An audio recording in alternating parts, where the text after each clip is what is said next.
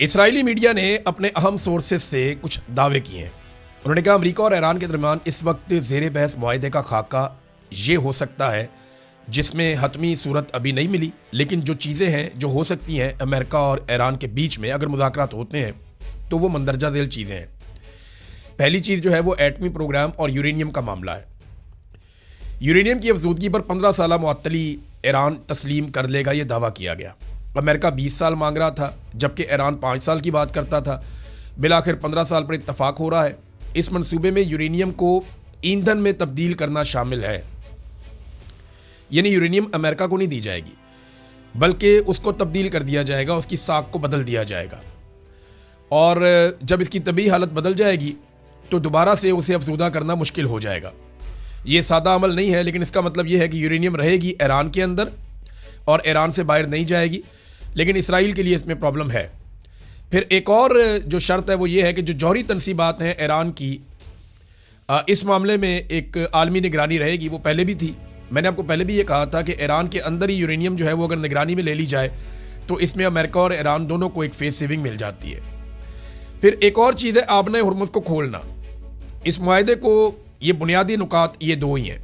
एक ये कि आबना हुर्मुज़ को खोलना, अब ये किन शराइत के तहत खुलता है, यहाँ पे कुछ इख्तलाफात हैं और अगर ये इख्तलाफात दूर हो जाते हैं तो मामला दुरुस्त हो जाएगा। एक बड़ी चीज़ जो इसराइल के लिए बड़ी परेशान कुन रहेगी वो ये है कि इसराइल ईरान का मुकम्मल खात्मा चाहता था, यानी उसके हथियार ख़त्म हो जाएं, उसकी वो पॉलिटिकल क़यादत जो इसराइल के ख़िलाफ़ है वो पॉलिटिकल क़यादत अमली तौर पे मौजूद ना रहे या रजीम तब्दील हो जाए। ऐसे लोग आ जाएं ईरान के अंदर हुकूमत में जो इसराइल के साथ ताल्लुकात को नॉर्मलाइज करें और ईरान का ख़तरा ख़त्म हो जाए। अब इसके ऊपर कोई बात बनती हुई दिखाई नहीं दे रही, क्योंकि वहाँ पे जो हुकूमत मौजूद है वो पहले से ज़्यादा मकबूल भी हो चुकी है, वो पहले से ज़्यादा सख्त भी है। अब डोनाल्ड ट्रंप ने 20 मिनट तक एक सहाफ़ी से बात की है, ये फॉक्स न्यूज़ के नुमाइंदा है, इनसे बात की। अब इन्होंने जो बताया वो भी मैं आपके सामने रखता हूँ। इन्होंने कहा मेरी डोनाल्ड ट्रंप के साथ 20 मिनट तवील बातचीत हुई है। उन्होंने कहा कि अगर ईरान ने अमन मुआहदे पर दस्तखत ना किए तो पूरे मुल्क को उड़ा दिया जाएगा। अगर ईरान अमन मुआहदे पर दस्तखत नहीं करता तो पुलों और पावर स्टेशनों पर हमले किए जाएंगे। ये भी कहा कि इनके खसूसी एलची जैरेड कुशनर और स्टीव वेटकोफ मुज़ाकरात के लिए इस्लामाबाद जा रहे हैं, जो मंगल को होंगे और बुध को भी जारी रह सकते हैं। इनका काम एक मुआहदा तय करना है। डोनाल्ड ट्रंप ने इस बात पर जोर दिया कि मुआहदे की शराइत इंतहाई सादा है और ये ईरान के लिए आखिरी मौका है।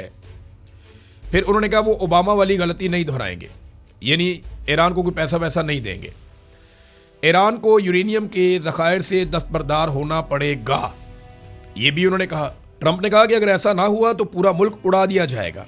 अगर ईरानियों ने मुआहदे पर दस्तखत ना किए तो वो पुलों से और बिजली से महरूम हो जाएंगे और ये हम कर सकते हैं और 72 घंटों में हम ये कर देंगे। डोनाल्ड ट्रंप ने इस किस्म की धमकियां लगाई। दूसरी तरफ ईरान का जो सरकारी खबर रसा इदारा है, एजेंसी है बल्कि तस्नीम न्यूज़ एजेंसी, उसने एक तवील बयान जारी किया है जिसमें कुछ अहम चीज़ें मैं आपके सामने रखता हूँ।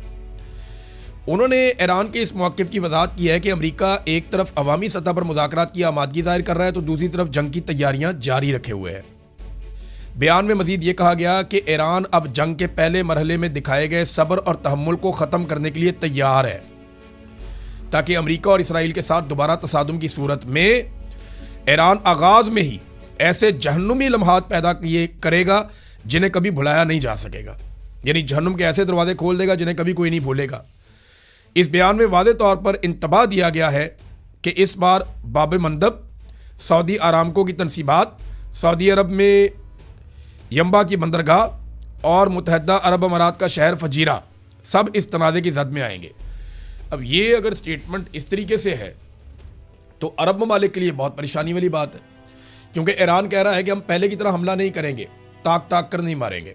अगर हमारे ऊपर बड़ा हमला होगा तो हम उससे बड़ा जवाब देंगे और हम यकमुश्त जवाब देंगे, बहुत ताकत के साथ जवाब देंगे। देखिए ईरान को एक प्रॉब्लम भी होता है, ईरान के ज़खायर के ऊपर भी अमेरिका अटैक करता है, इसराइल अटैक करता है और उन ज़खायर को तबाह करके वो बहुत सारी साइट्स को नाकाम बनाने की कोशिश करता है जहाँ से मिसाइल या ड्रोन लॉन्च किए जाते हैं। तो ईरान ये कोशिश करेगा कि मैक्सिमम डैमेज जो है वो पहले हमले में करे और जिन जिन टारगेट्स को उसने अचीव करना है वो पहले हमले में करे। अब ये लड़ाई जो है वो एक बड़ी फैसला कुन लड़ाई हो सकती है लेकिन उम्मीद ये की जा रही है अब भी कि पाकिस्तान के अंदर कुछ भी करके दोनों फ्री कैन बैठें और किसी भी नतीजे पर पहुंचे और जंगबंदी जो है वो आगे बढ़ जाए। नाजरीन, अमरीकी PBS न्यूज़ के मुताबिक डोनाल्ड ट्रंप और उसके दामाद जैरेड कुशनर की करप्शन से मुतालिक एक स्टोरी छाप दी गई। जैरेड कुशनर पाकिस्तान में ईरान से मुज़ाकरात के लिए दूसरी बार पहुंच रहे हैं। ईरान जंग और मुज़ाकरात के तनाजुर में PBS ने यह स्टोरी की है। जैरेड कुशनर अमरीकी नुमाइंदा खुसूसी बराए मशरिक़ वस्ता स्टीव विटकोफ और उसके बेटे जैक विटकोफ के कारोबारी पार्टनर भी हैं। इसी तवस्सुत से पाकिस्तान के फील्ड मार्शल और क्रिप्टो के खसूसी मुशीर बिलाल बिन साकिब भी उनके शराकतदार हैं। वॉल स्ट्रीट जर्नल की एक्सक्लूसिव रिपोर्ट के मुताबिक इसी चैनल के जरिए ही भारी भरकम मुआवजे के एवज पाकिस्तान की फौज ने सदर ट्रंप तक रसाई हासिल की और फिर व्हाइट हाउस में तारीखी लंच हुआ।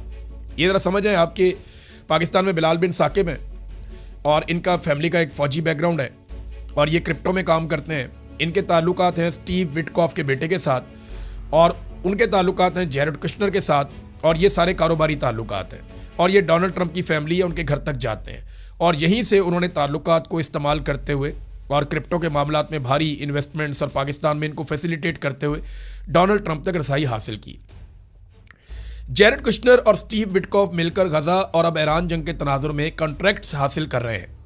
गजा की तामीर नौ के मामले पर ट्रंप ने अपने दामाद और बेटों को अहम प्रोजेक्ट्स और किरदार दिया है।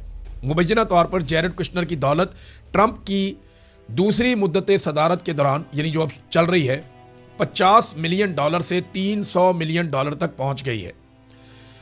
अच्छा, अब ये एक पूरी स्टोरी है जिसमें बताया गया कि डोनाल्ड ट्रंप की खानदानी दौलत में इजाफा हो रहा है और ये उनके हुकूमत में होने की वजह से हो रहा है और उनके बेटे एरिक और डोनाल्ड जूनियर अपने कारोबारी मंसूबों में तेज़ी से वसअत ला रहे हैं। ये अफराद करोड़ों डॉलर्स कमा रहे हैं, जिसने असर रसूख के नाजायज़ इस्तेमाल और मफादात के टकराव के हवाले से नए खदशात को जन्म दिया। अब ये एक स्टोरी है, एक तरफ यहाँ पैसा बनाया जा रहा है बहुत ज़्यादा इस स्टोरी के मुताबिक जो यहाँ बयान किया गया, और जंगों से फ़ायदा भी उठाया जा रहा है और यही एक नेक्सस है जिसके ज़रिए से Pakistani military establishment Donald Trump के करीब पहुँची।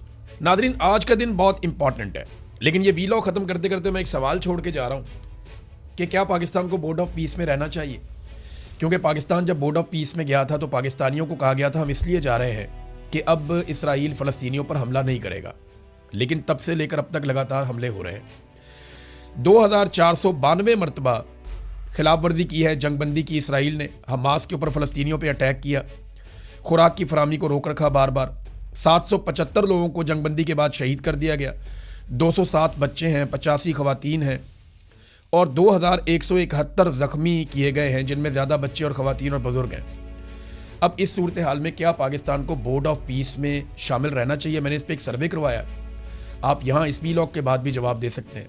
अब तक के लिए इतना ही, अपना ख्याल रखिएगा, अपने इस चैनल का भी। अल्लाह हाफ़िज़।